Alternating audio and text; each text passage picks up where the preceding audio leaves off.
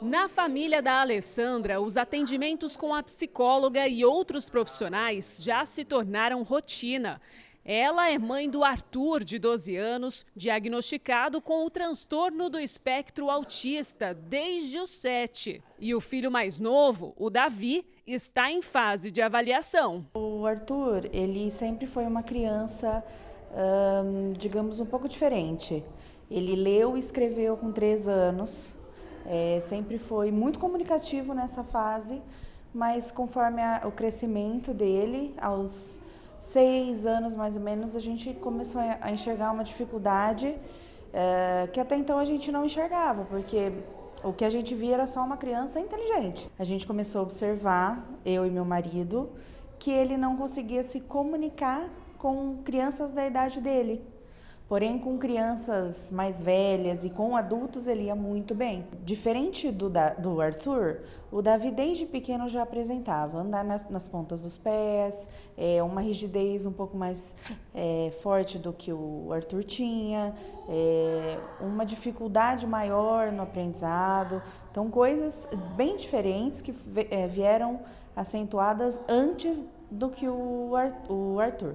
Daí, como o Arthur já estava em tratamento e eu já sabendo um pouco mais, né, porque já não era mais mãe de primeira viagem, marinheira de primeira viagem, já comecei a fazer a intervenção com o Davi. Ela parou de trabalhar para cuidar dos filhos e está se especializando em estudos sobre o transtorno. Quando eu comecei a fazer os cursos, quando eu comecei a me especializar, era por eles, principalmente, e para falar, sabendo, com embasamento científico, para ajudar outras pessoas, outras mães principalmente, né?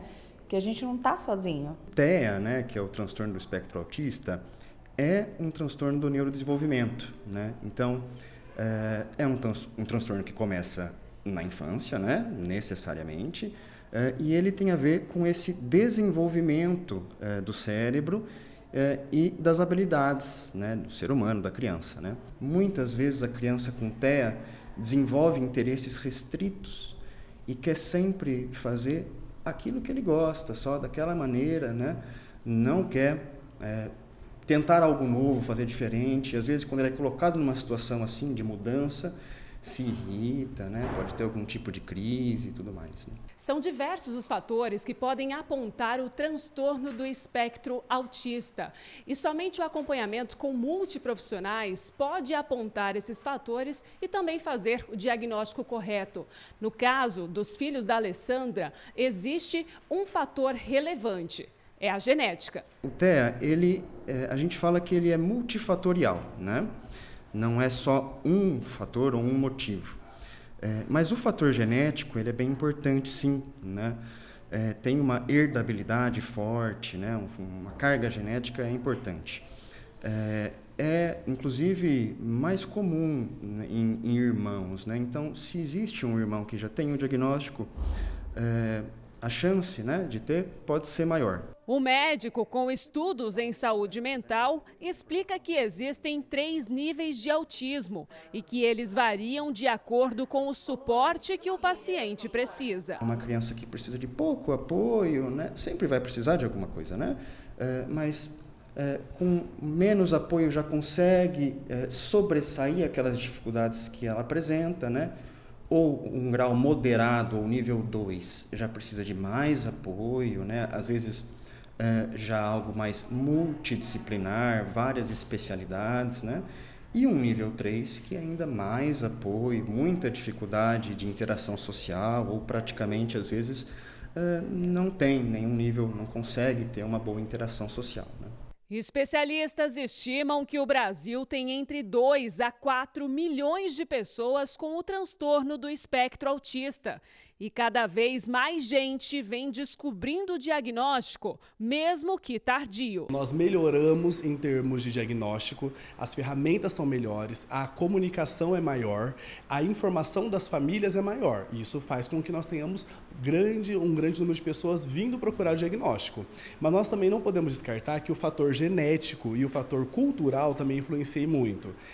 Existem pesquisas sólidas que apontam que o autismo está ligado também a fatores fatores genéticos. Então está ligado ao contexto familiar, ao histórico clínico dessas famílias e também ao que nós chamamos de mutação novo, que é quando a família não tem nenhum histórico, acontece um indivíduo no espectro autista. Nós temos diagnóstico crescente também na vida adulta, que é quando os indivíduos estão percebendo hoje, com informação, que muito do que eles vivenciaram na escolarização, na época de início da vida prática, eram dificuldades que não estavam ligadas apenas à timidez ou a simplesmente um pouquinho de inadequação. Sim, era um quadro de transtorno do espectro autista. O Léo é uma dessas pessoas. A descoberta do transtorno ajudou a entender muitos comportamentos do dia a dia. Eu já tinha passado por terapia antes, mas não tinha sido diagnosticado por ter uma facilidade de aprendizado, assim, né?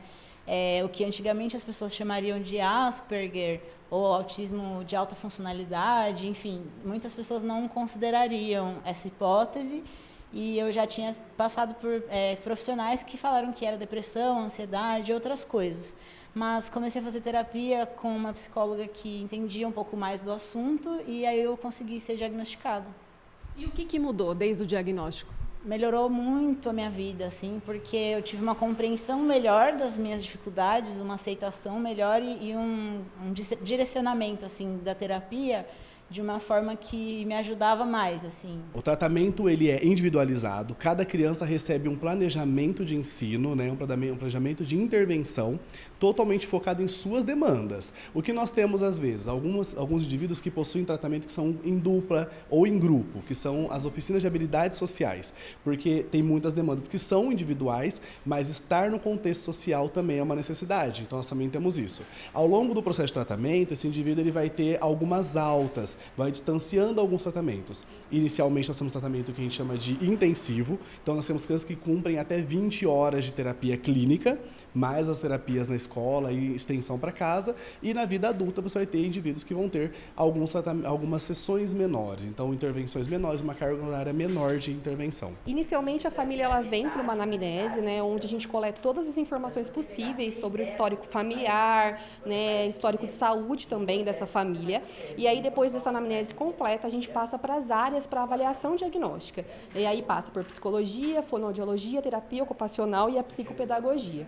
E aí cada profissional vai seguir os protocolos da sua área. Depois que eles fizerem a avaliação, a gente se reúne para fazer uma reunião geral e onde a gente vai levantar a hipótese diagnóstica desse paciente. O mundo precisa de conhecimento, conhecer as dificuldades de cada nível, para assim poder, porque hoje em dia tem muito autismo, está aparecendo muito, sempre teve. A gente que às vezes não olhava da forma correta. Então hoje o que eu peço para o mundo é um olhar diferente, é o olhar azul, né? É isso.